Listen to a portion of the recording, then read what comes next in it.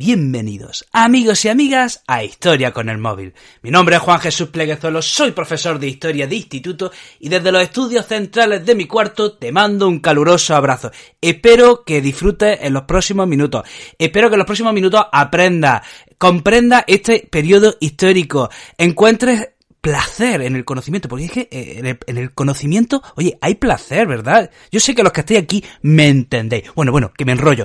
Antes de empezar con el programa, recordemos, este episodio está patrocinado por la Academia de Marketing Online Boluda.com, una academia en la que por 10 euros al mes tienes acceso a más de 200 cursos en los que puedes aprender todo, y cuando digo todo, es absolutamente todo lo necesario para montar tu negocio online. Por ejemplo, te enseñan a tener una tienda online, a hacer una página web, a hacer un podcast, te enseñan sobre fotografía, te enseñan sobre vídeos, te enseñan sobre finanzas, te enseñan sobre gestión, sobre productividad. O sea, lo que quieras lo tienes ahí. Y lo interesante es que cada semana se publica un curso nuevo compuesto de 10 lecciones que de verdad son claras, directas, no hay paja, o sea, te enseñan lo que te tienen que enseñar y es genial. Siempre digo, que si el conocimiento es poder, lo que tenía aquí por 10 euros al mes es tremendo. Bueno, empecemos con el programa. Vamos a hablar de los felices años 20 y del crack de 1929. Felices años 20, aunque a mí me gusta más otro término. Los americanos dicen the roaring twenties, es decir, los rugientes años 20. Y yo creo que el término rugiente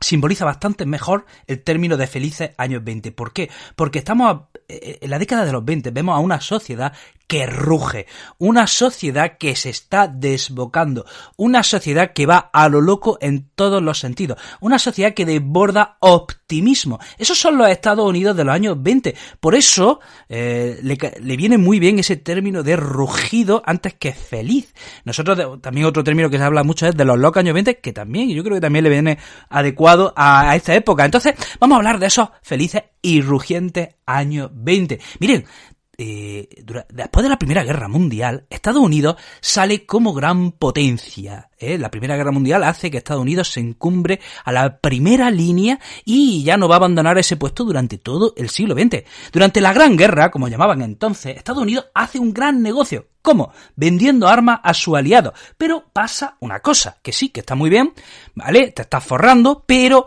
como tus amigos no ganen la guerra, amigo, estás perdido. Eres historia. Si Francia e Inglaterra pierden la guerra, Estados Unidos se va detrás. ¿Por qué? Porque Estados Unidos le estaba dejando pasta a Francia y a Inglaterra. Estados Unidos le estaba proveyendo, le estaba dando préstamos. Venga, toma 10 euros, ahora te dejo 20, ahora te dejo 30. Bueno, no eran 10 euros, era un poquito más, ¿no? Pero ustedes me entienden. Entonces Estados Unidos le dejaba dinero a Francia e Inglaterra. ¿Qué pasa si estos países pierden la guerra? ¿Se imaginan?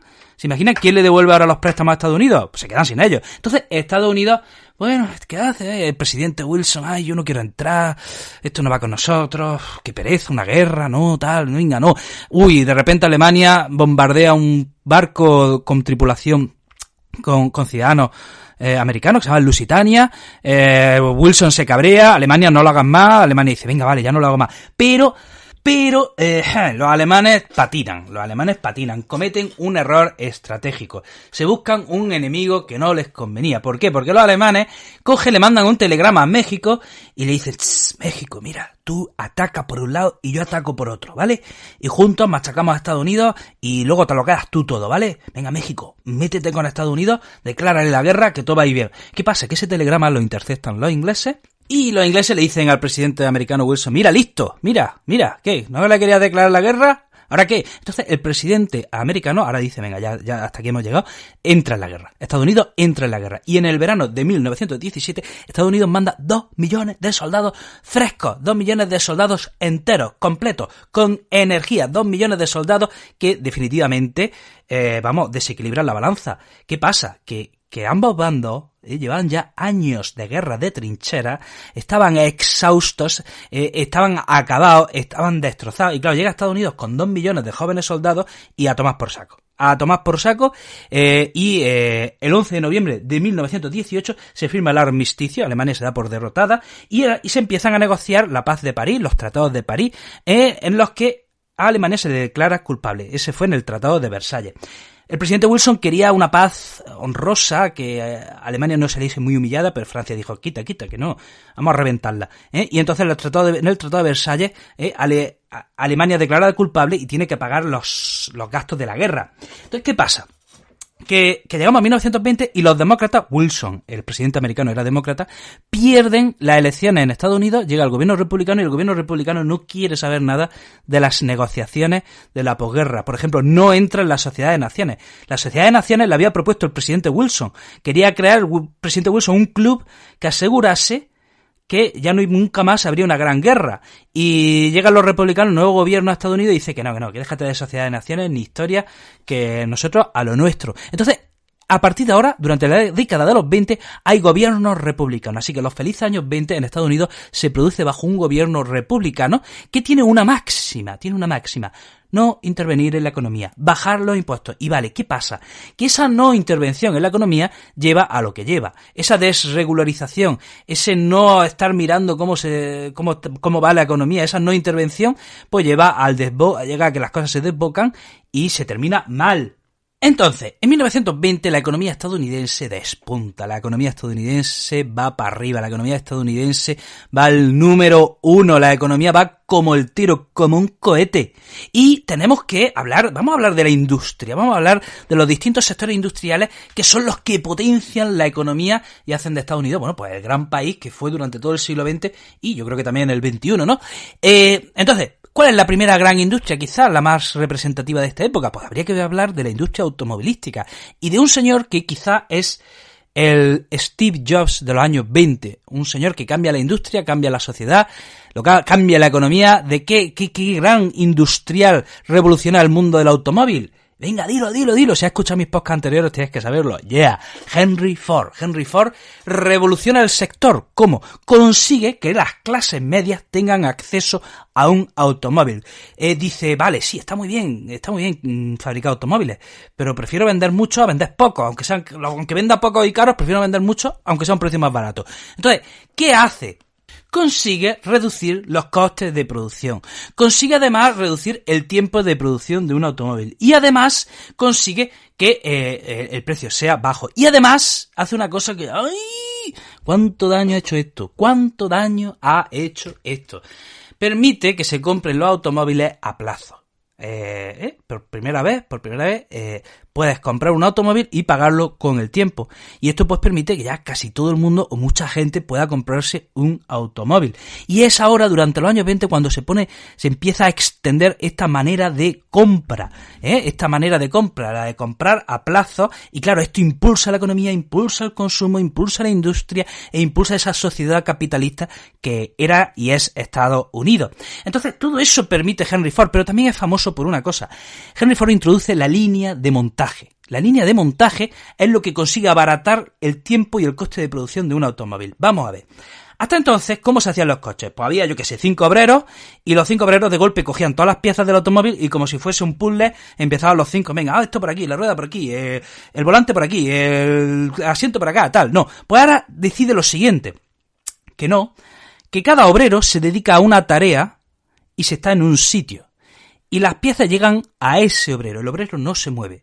Las piezas llegan a ese obrero. Y si ese obrero se dedica a meter la rueda en un eje, se dedica solo a eso, a meter la rueda en un eje. Y el siguiente mete el tornillo. Y el siguiente aprieta la tuerca. Y el siguiente pone un volante. Y el siguiente lo pinta. Entonces, cada obrero hace una tarea y se está en su sitio. A través de una línea de montaje van pasando esas piezas. Y esto permite reducir el tiempo de producción de un coche y por lo tanto también el precio. Decía que además aumenta el salario de los trabajadores. Entonces, el automóvil consigue extenderse por todo Estados Unidos y un montón de gente puede comprarse automóviles. Estamos hablando de qué coche, cuál es el coche famoso, el Ford T. Pero es interesante, miren, este hombre, Henry Ford, probablemente cambió Estados Unidos. O sea, no solo revoluciona la industria del automóvil. Estados Unidos es otro por culpa de Henry Ford. ¿Por qué? ¿Por qué digo esto? Vale, ya hay varios millones de estadounidenses con automóviles. Perfecto. Pero estos automóviles necesitan un sitio por donde ir. Por lo tanto, se empieza a construir grandes carreteras para los automóviles. Bien, pero estos automóviles necesitan gasolina. Por lo tanto, se empieza a construir una línea de gasolineras por todo Estados Unidos. Muy bien. Pero es que entonces, ¿qué industria se está impulsando? La industria petrolera. Por eso digo que Estados Unidos sería otro sin Henry Ford. Y si hay que hablar de otra industria también muy representativa de esta época es la aviación. En 1927 Charles Lindbergh en su avión, el espíritu de San Luis cruza por primera vez el Atlántico en un vuelo sin escala, desde Nueva York a París. ¿Qué pasa? Que esta hazaña, bueno, pues es representativa de la época. Cuando Charles Lindbergh vuelve a Estados Unidos, se le recibe como un héroe. Se va de gira por todo Estados Unidos, se le aclama en todos sitios. Este hombre se convierte en el símbolo de la nación. Y siempre digo a mis alumnos que qué bueno es que una sociedad tenga buenos héroes positivos, que tengan modelos positivos, y en este caso los americanos eligieron a uno bastante bueno, porque claro, o sea, cruzar el Atlántico sin escala del tirón no se había hecho hasta entonces, esto era como llegar a la luna, ¿no? Pues en su momento significó algo parecido. Entonces, representa a la nación y representa todas las cosas grandes que un pueblo podía hacer, y eso es Charles Lindbergh, ¿no? El símbolo de Estados Unidos. También durante estas fechas, durante los años 20, se comercializan los electrodomésticos que facilitan la vida de las familias. Por ejemplo, la aspiradora, el frigorífico, etc. Y también es la época de los grandes medios de comunicación.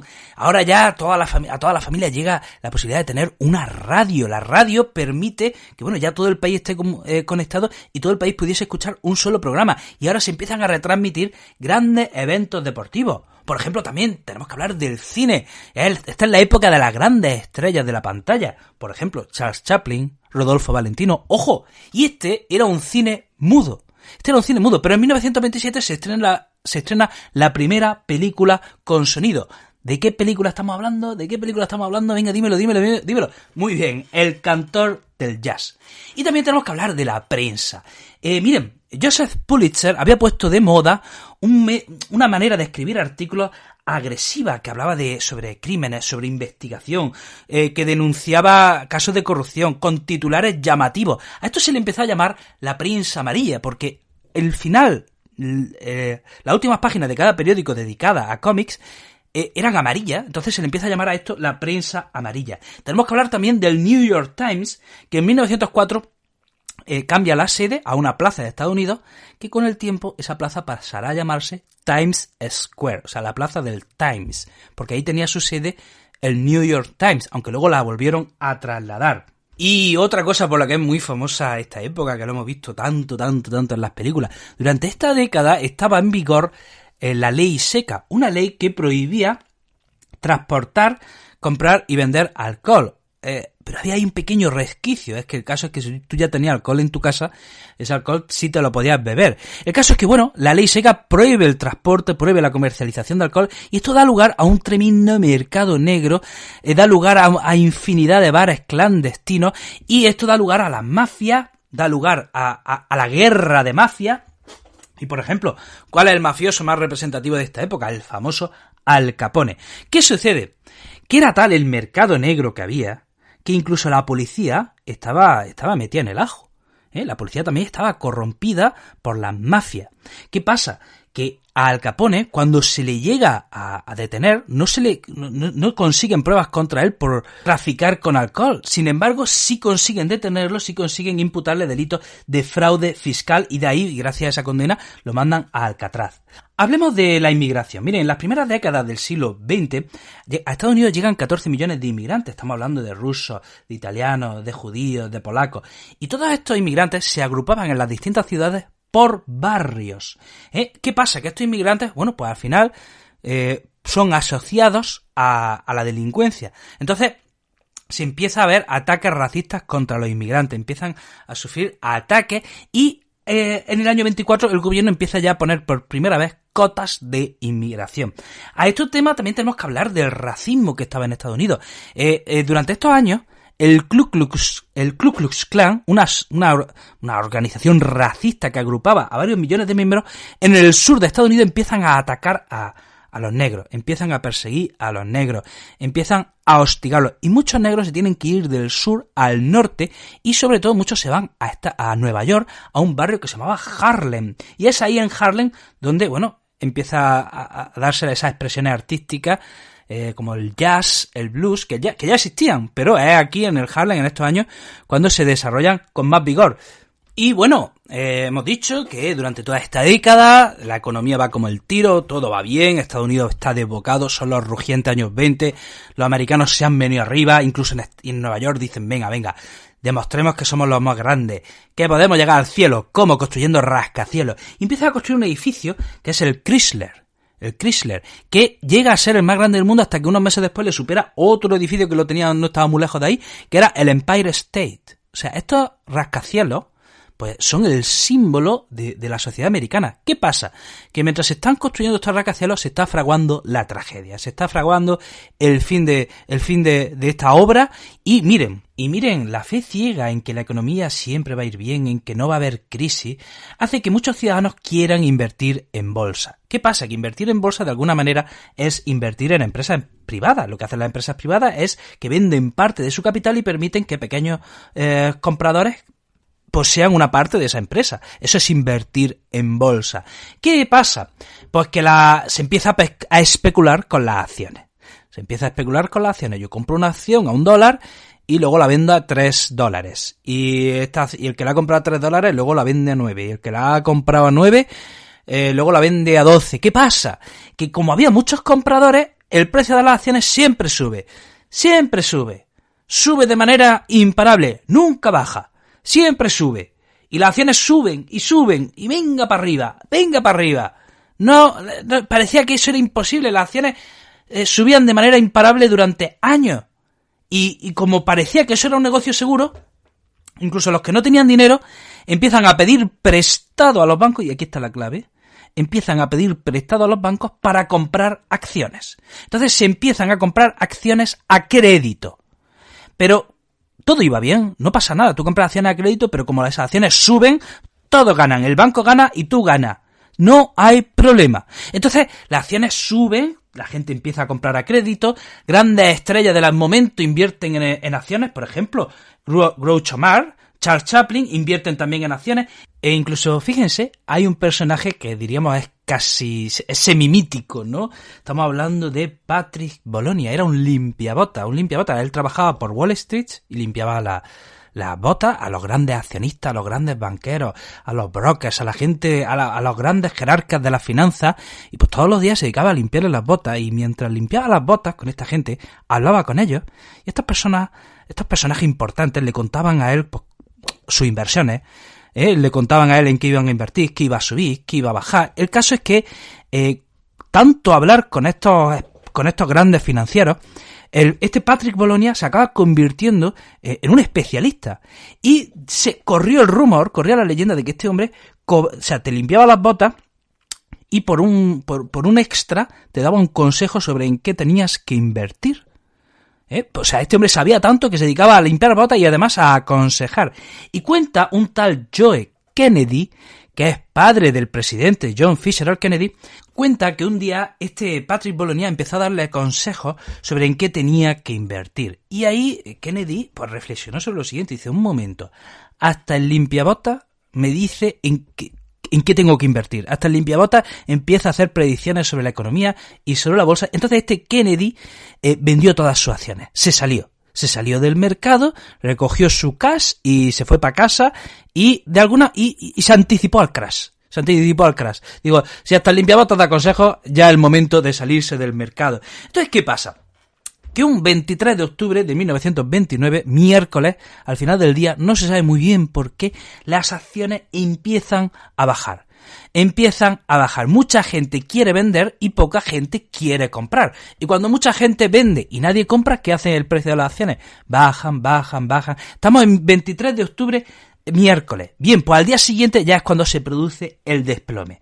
El jueves negro, 24 de octubre de 1929, se produce un desplome en la bolsa que empieza a sacudir la economía mundial. Al día siguiente, los grandes banqueros de Nueva York intervienen en el mercado y ellos empiezan a invertir en bolsa. Compran acciones a un precio más alto del que valían. ¿Para qué? Para un poco revertir esa situación y volver a generar confianza.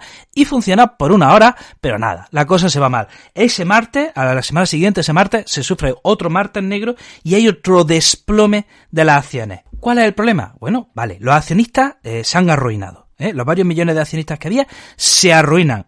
Sus acciones ya no valen nada. Pero recordemos, estos accionistas, ¿cómo habían comprado esas acciones?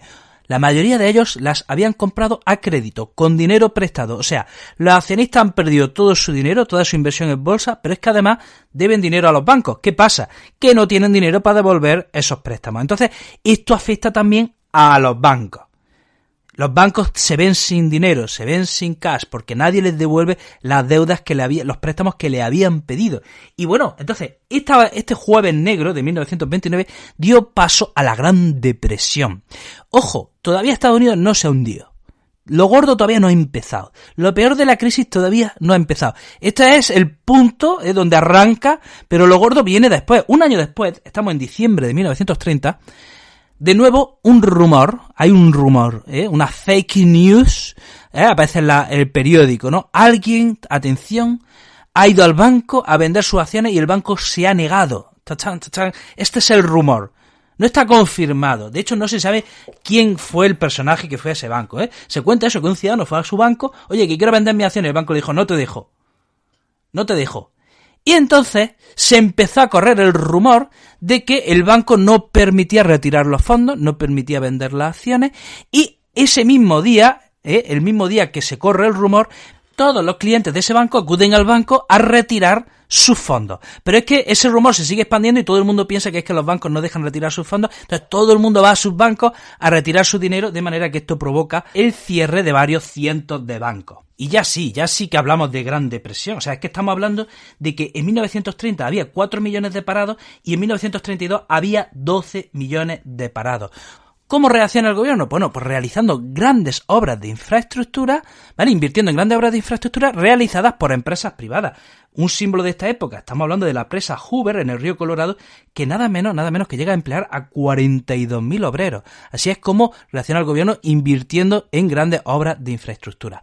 Bueno, hasta aquí el programa de hoy, espero que te haya resultado interesante. Te recuerdo, este episodio ha sido patrocinado por la Academia de Marketing Online Boluda.com. Te dejo el enlace en las notas del programa. También tengo muchos proyectos relacionados con la educación. Si quieres estar al tanto de todos ellos, puedes seguirme en mis redes sociales, que te dejo también la nota del programa, y estoy en todas las redes sociales. Te mando un abrazo enorme, te deseo lo mejor y nos vemos en el próximo programa.